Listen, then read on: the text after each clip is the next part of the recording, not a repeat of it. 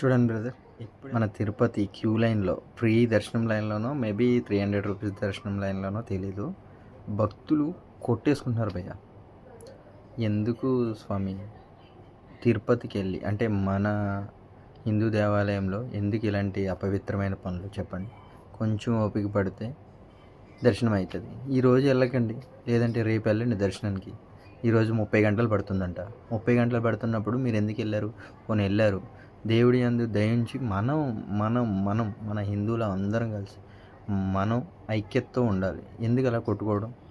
వేరే మతాల వాళ్ళు ఎవరైనా సరే ఇది చూసి మనలో మనమే కొట్టుకుంటున్నామని చెప్పేసి చులకనగా చేసి చూడరు. దయచేసి భక్తులందరూ గమనించండి. ఓపిక ఉండి 2-3 రోజులైనా సరే దర్శనం చేసుకుని ఓపిక ఉంటేనే తిరుపతి వెళ్ళండి. తిరుపతి వెళ్ళి ఇలాంటి అపవిత్రమైన పనులు చేయకండి ప్లీజ్, దయచేసి.